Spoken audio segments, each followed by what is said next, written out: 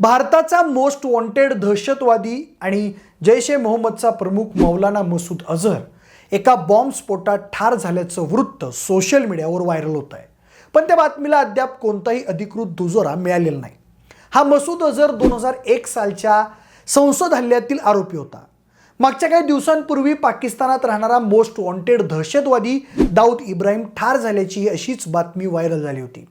दाऊद इब्राहिमवर कराचीमध्ये विषप्रयोग करण्यात आल्याचा दावा केला जात होता. त्यानंतर अजित डोवाल यांनी दाऊदचा काटा काढल्याच्या चर्चांनाही उधाण आलं होतं. पण दाऊदच्या मुंबईतल्या साथीदारांनी मात्र दाऊद ठणठणीत असल्याचं सांगितलंय. हा मग प्रश्न असा आहे की खरंच अझहर मसूदचा तरी खात्मा झालाय का नाही? झाला असेल तर कुणी केला आणि मागच्या काही काळापासून सतत भारत विरोधी कारवाया करणाऱ्या दहशतवाद्यांना नेमकं कोण ठोकतंय? सगळंच सविस्तर जाणून घेऊयात. नमस्कार, मी प्रथमेश आणि तुम्हाला तर माहिती आहे आपला विषयच भारी. मंडळी, जैश ए मोहम्मद या दहशतवादी संघटनेचा प्रमुख आणि भारतीय संसदेवर हल्ला रचण्याच्या कटातील प्रमुख आरोपी मसूद सोमवारी सकाळी 5 वाजता मारला गेल्याची न्यूज व्हायरल होते. पाकिस्तानमधील बहावलपूरमध्ये एका बॉम्बस्फोटात तो मारला गेल्याच्या चर्चा सोशल मीडियावर सुरू आहेत. कंदहार विमान हायजॅक प्रकरण ते 2001चा संसद हल्ला यासाठी मसूद प्रसिद्ध होता. मसूद अझहर अल कायदा प्रमुख ओसामा बिन लादेन आणि तालिबानचा संस्थापक मुल्ला उमर यांचा निकटवर्तीय सुद्धा मानला जात होता. मिळालेल्या माहितीनुसार मसूद अझहर हा आणखी काही प्रकरणात भारतासाठी मोस्ट वॉन्टेड होता. दिल्ली पोलिसांकडून 2001 सालचा संसद हल्ला आणि पंजाब पोलिसांकडून 2016 सालच्या पठाणकोट एअरबेस हल्ला प्रकरणात त्याच्यावर आरोपपत्र दाखल केलं होतं. अझहरनं भारतात दहशतवादी हल्ल्यासाठी जैश ए मोहम्मद केडरचा वापर केला. त्यामध्ये 5 जुलै 2005 रोजी अयोध्येमध्ये राम जन्मभूमी मंदिरावरील हल्ल्याचाही समावेश आहे. 14 फेब्रुवारी 2019 रोजी सीआरपीएफ जवानांवर जो पुलवामा हल्ला झाला त्यात सुद्धा त्यांचं नाव समोर आलं होतं. मसूदनं जानेवारी 2016 साली अफगाणिस्तानमधील बाल्क इथं मझार ए शरीफमध्ये भारतीय दूतावासांवर हल्ल्याचे निर्देश दिले होते. दरम्यान आता सूत्रांच्या म्हणण्यानुसार यावर्षी पाकिस्तानमध्ये उपस्थित असलेले भारताचे अनेक मोस्ट वॉन्टेड दहशतवादी मारले गेले. इतकंच नाही तर भारताच्या मोस्ट वॉन्टेड दहशतवाद्यांना विचित्र पद्धतीनं लक्ष्य करण्याची प्रक्रिया पाकिस्तानातच नाही तर जगातील इतर देशांमध्येही सुरू आहे. आता मसूदच्या हत्येच्या व्हायरल बातमीनंतर सुद्धा कोणती तरी अज्ञात शक्ती पाकिस्तान आणि जगातील अन्य देशात लपलेल्या भारताच्या दुश्मनांना चुनचुनके मारते असं पाहायला मिळतंय. आता त्यामध्ये कायमच भारताचे सुरक्षा सल्लागार अजित डोवाल यांचं नाव समोर येतं, पण त्याची अजून खात्री झाली नाही. जे काम कधी काळी सॅम मानेकशॉ इंदिरा गांधींसाठी करायचे तेच काम आता मोदींसाठी अजित डोवाल करत असल्याचं लोकांचं म्हणणं आहे. मिळालेल्या माहितीनुसार भारताच्या मोस्ट वॉन्टेड दहशतवाद्यांना ठार मारण्याची प्रक्रिया पाकिस्तानात सुरू आहे.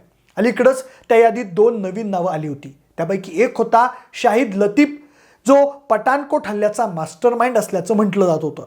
त्या हल्ल्यात भारतीय लष्कराचे 7 जवान शहीद झाले होते. तर दुसरा दहशतवादी होता ISI एजंट मुल्ला बहूर उर्फ होर्मुज, जो पाकिस्तानमध्ये अज्ञात लोकांच्या गोळीबाराचा बळी ठरला होता. त्या बहूरनंच कुलभूषण जाधव यांचं इराणमधून अपहरण करून त्यांना ISIच्या ताब्यात दिलं होतं असं म्हटलं होतं. भारतीय नौदलातून निवृत्त झालेले कुलभूषण जाधव सध्या पाकिस्तानच्या तुरुंगात आहेत. कुलभूषण जाधव यांना पाकिस्तानी न्यायालयानं फाशीची शिक्षा सुनावली आहे. त्याविरोधात भारतानं आंतरराष्ट्रीय न्यायालयात धाव घेतली होती.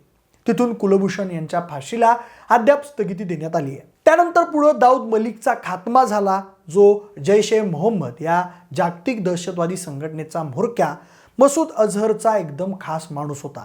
जैश ए मोहम्मद व्यतिरिक्त दाऊद मलिक लष्कर ए जब्बार आणि लष्कर ए जंगविषयीही संबंधित होता.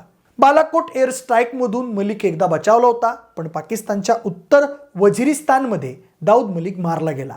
तो काही अज्ञात लोकांच्या गोळ्यांचा लक्ष्य बनला, पण ते गोळी चालवणारे ते अज्ञात हात नेमके कोण आहेत हे अद्याप कोणाला समजलं नाही. तर हे मोस्ट वॉन्टेड दहशतवादी पाकिस्तानात मारले गेलेत. 20 फेब्रुवारीला रावळपिंडीत बशीर अहमद पीर उर्फ इम्तियाजवर गोळ्या झाडण्यात आल्या. केंद्र सरकारच्या दहशतवाद्यांच्या यादीत त्याचा समावेश होता. पाकिस्तानातून जम्मू काश्मीरमध्ये घुसखोरी करण्याचं त्यांचं काम होतं. ISIनं त्याला हिजबुल मुजाहिद्दीनचे लॉन्च पॅड हाताळण्याची जबाबदारी दिली होती.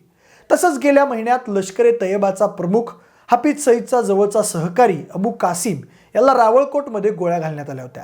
पुढं खलिस्तान कमांडो फोर्सचा खळबळजनक दहशतवादी आणि भारतातील मोस्ट वॉन्टेड परमजीत सिंग पंजवाड याचीही पाकिस्तानात अज्ञातांनी गोळ्या झाडून हत्या केली होती.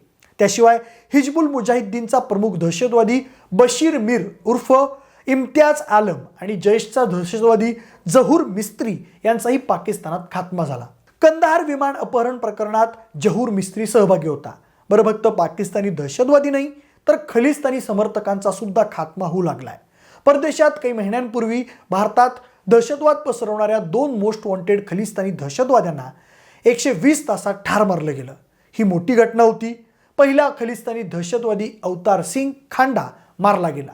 15 जून रोजी बर्मिंगहॅम येथील रुग्णालयात त्याचं निधन झालं. त्यानं लंडनमधील भारतीय दूतावासाचा राष्ट्रध्वज खाली करून अपमान केला होता. त्यानंतर 19 जून रोजी कुख्यात खलिस्तानी दहशतवादी हरदीप सिंग निज्जरचा कॅनडात मृत्यू झाला. 2 अज्ञात बंदूकधाऱ्यांच्या गोळ्यांचं तो लक्ष बनला. त्या दोन्ही दहशतवाद्यांचा NIAच्या मोस्ट वॉन्टेड दहशतवादी यादीत समावेश होता. NIAनं हरदीप सिंग निज्जरवर 10 लाखांचं बक्षीस ठेवलं होतं. तेव्हा खरं तर लॉरेन्स बिश्नोई गँगचा पंटर गोल्डी ब्रारनं त्या हल्ल्याची जिम्मेदारी घेतली होती, पण त्यात तथ्य नसल्याचं बोललं जातं. तरी अवघ्या 120 तासात 2 दहशतवाद्यांचा खात्मा केल्यानंतर कॅनडा आणि इतर देशांमध्ये बसलेल्या खलिस्तान समर्थकांना घाम फुटला होता. हे सगळे दहशतवादी परदेशात स्वतःला सुरक्षित समजत होते. विशेषतः ब्रिटन आणि कॅनडात राहणारे खलिस्तानी दहशतवादी स्वतःला सुरक्षित समजत होते. खलिस्तानी कारवायांबाबत भारतानं त्या दोन्ही देशांच्या सरकारांवर नाराजी व्यक्त केली. लंडनमधील भारतीय दूतावासात तिरंगा ध्वज उतरवण्याचं धाडस केलेला अवतार सिंग खांडा मुक्तपणे फिरत राहिला. गेल्या वर्षी भारत सरकारनं इंटरपोलला गुरपतवंत सिंग यांच्या विरोधात रेड कॉर्नर नोटीस जारी करण्याची विनंती केली होती. ती स्वीकारण्यात आली नाही.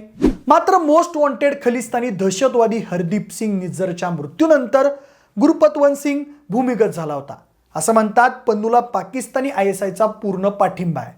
खलिस्तानच्या मुद्द्यावर होणाऱ्या सार्वमताच्या संदर्भात तो पाकिस्तानात गेला होता. त्यावेळी पन्नूनं ISI आणि त्याचे कार्यकर्ते आणि दहशतवादी संघटनांच्या सदस्यांसोबत बैठक घेतली होती असं सांगितलं जातं. त्यानंतर केंद्रीय गृह मंत्रालयानं पन्नूला UAP अंतर्गत दहशतवादी घोषित केलं. निज्जर आणि खांदा यांच्या आधी खलिस्तानी दहशतवादी परमजीत सिंग पंजवार याचा 6 मे 2023 रोजी लाहोर पाकिस्तानमध्ये मृत्यू झाला होता. पुढे बशीर अहमद पीर हा रावळपिंडी इथं ठार झाला. LETचा दहशतवादी अब्दुल सलाम भट्टवीचाही मे 2023 मध्ये पाकिस्तानमध्ये मृत्यू झाला होता. त्याशिवाय भारतात दहशत पसरवणाऱ्या खालिद रजाला कराचीमध्ये गोळ्या घालण्यात आल्या होत्या. त्यानंतर अचानक दाऊद इब्राहिमला विष दिल्याची बातमी समोर आली होती, पण ती खोटी असल्याचं त्याचे साथीदार म्हणाले. आणि कालपासून थेट जैश ए मोहम्मदचा म्होरक्या मसूद अझहरलाच बॉम्ब टाकून उडवल्याची बातमी आली, पण त्याबद्दलही अजून कुणी पुष्टी केली नाही. दरम्यान आतापर्यंत हाफिज सईद, लखवी आणि दाऊद इब्राहिम इत्यादींना भारत सरकारनं UAP अंतर्गत दहशतवादी घोषित केलंय. हे सर्व दहशतवादी ISIच्या संरक्षणाखाली राहतात अशाही चर्चा जगभरात त्यांच्याबद्दल उठतात. जगाच्या डोळ्यात धुळपेक करण्यासाठी पाकिस्तान त्या दहशतवाद्यांबाबत नवनवीन डावपेच वापरतंय असं काही जागतिक संघटनांचं म्हणणं आहे. शांघाय सहकार्य संघटनेच्या बैठकीपूर्वी पाकिस्ताननं मौलाना मसूद अझहर अफगाणिस्तानात असल्याचं सांगून आम्ही त्याच्या अटकेसाठी अफगाणिस्तानला पत्र लिहिलं असल्याचं सांगितलं होतं. पण खरं तर तो पाकिस्तानात राहत असल्याचं जगभरातल्या अनेक गुप्तचर यंत्रणांचं म्हणणं आहे. पण आता तो खरंच मेलाय का नाही हे अजून कळलेलं नाही. पण या सगळ्या हत्यांमागं जे अज्ञात हात होते ते अजित डोवाल यांचे आहेत असे अनेकांना वाटतंय. पण त्यांच्याबद्दल अद्याप तसं काहीच अधिकृतपणे सांगण्यात आलं नाही. त्यांच्या मते फार पूर्वीपासून हे दहशतवादी भारतासाठी मोस्ट वॉन्टेड आहेत. पण आता त्यांच्या ज्या गुप्त पद्धतीनं हत्या होत आहेत त्याचा तपास सुरू आहे. पण तुम्हाला नेमकं काय वाटतंय? पाकिस्तान आणि कॅनडात जाऊन नेमकं कोण दहशतवाद्यांना एकदम सस्पेन्सफुली यमसदनी धाडतंय? त्यात अजित डोवाल यांचा काही हात आहे का? तुमची मतं आम्हाला कमेंट करून नक्की सांगा. जर व्हिडिओ आवडला असेल तर लाईक आणि शेअर करा. सोबतच आपल्या विशेष भारी या YouTube चॅनलला देखील सबस्क्राईब करायला विसरू नका. धन्यवाद.